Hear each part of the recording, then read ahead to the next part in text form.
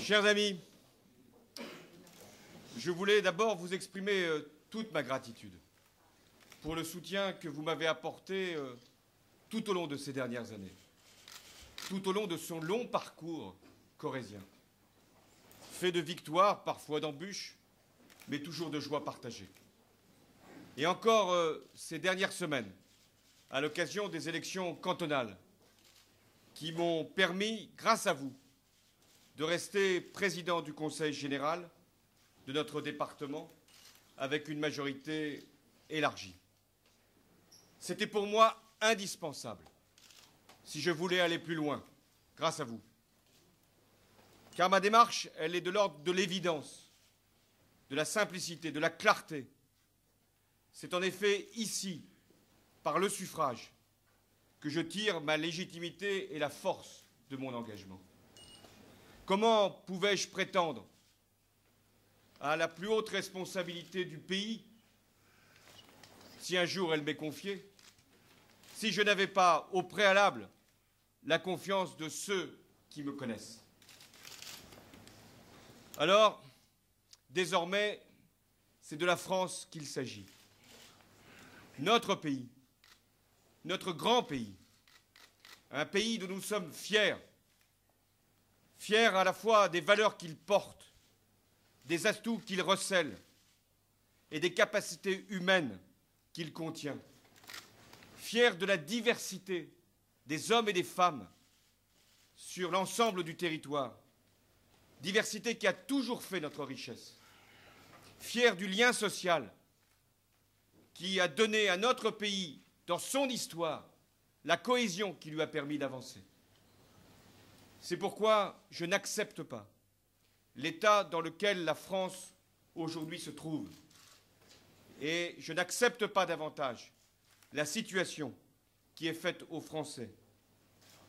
Je ne me résous pas à ce pessimisme, à cette difficulté de voir individuellement, collectivement, notre avenir. Je refuse la division sciemment entretenue par un pouvoir qui joue avec le feu en attisant les antagonismes et les peurs. Je refuse l'injustice, les inégalités de revenus, de patrimoine, aggravées encore par des faveurs fiscales aux plus privilégiés. Je ne supporte pas la souffrance dans laquelle vivent trop de nos concitoyens, harassés qu'ils sont par tant de difficultés, par tant d'amputations de leur pouvoir d'achat. Je n'admets pas la violence qui s'intensifie, signant d'ailleurs l'échec des discours répétés sur l'insécurité.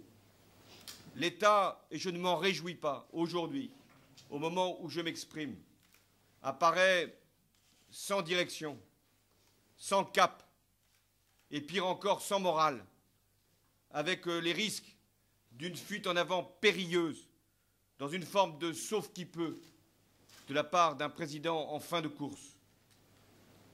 Voilà pourquoi j'estime que le moment est venu de mettre la France en avant. Mettre la France en avant, c'est lui donner un projet productif qui mobilise les forces du travail, mais aussi de l'épargne, les acteurs publics, État, collectivités locales, pour bâtir les emplois de demain et préparer notre avenir. Mettre la France en avant, c'est faire le pari de la jeunesse, de son éducation, de sa qualification, de son insertion, de son orientation, de son entrée dans la vie, de son accès au logement. De la réussite de la jeunesse dépend aussi la nôtre. Et c'est pourquoi il faut qu'il y ait ce pacte entre les générations qui permette à la France d'avancer. Mettre la France en avant, c'est faire le choix de la justice fiscale, sociale, territoriale. C'est de n'abandonner personne, ni aucun quartier, ni aucun espace, en métropole comme en outre-mer, et de faire en sorte que chacun puisse se sentir ici, en France, à l'égal de l'autre. Mettre la France en avant, c'est réconcilier, c'est rassembler, c'est unir autour des principes républicains. la dignité humaine, la liberté, mais aussi la laïcité, qui ne doit pas être un sujet de débat, et encore moins un pugilat, mais un ensemble de règles qui s'imposent à tous. Mettre la France en avant, c'est porter un message fort en Europe, celui de la suprématie, de la démocratie sur les marchés. C'est porter un message clair dans le monde, celui des droits de l'homme, celui de l'émancipation des peuples, mais de le faire avec constance, cohérence et respect. Voilà, chers amis, ce qui attend la gauche et les socialistes. Ils ont cette responsabilité, les socialistes, que de montrer la direction. C'est un moment exceptionnellement difficile pour notre pays. La gauche doit se situer à la hauteur des enjeux. Sinon, le pire est à craindre. L'extrémisme, la défiance, la résignation. La gauche doit être à la hauteur de la tâche qui lui est confiée. Elle doit dire la vérité et en même temps, elle doit lever une espérance, écrire une nouvelle page de notre histoire, ouvrir une période de changement et de progrès et de montrer qu'un chemin est possible, que la France peut avancer et surtout d'offrir à la génération qui vient après nous un avenir meilleur que le nôtre, une vie meilleure. J'estime qu'il n'y a plus de temps à perdre. Il y a même urgence. Il faut à un moment qu'il y ait des idées et une incarnation du changement.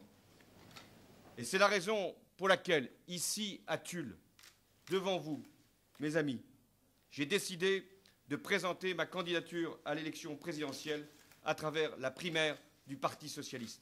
L'issue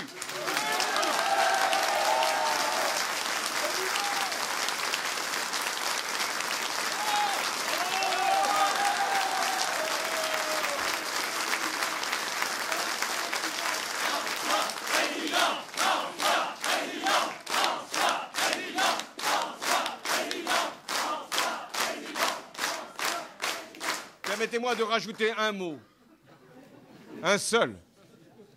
C'est que l'issue de cette primaire qui prépare l'élection présidentielle doit être la meilleure, non pas simplement pour le Parti socialiste, non pas seulement pour la gauche, mais pour la France.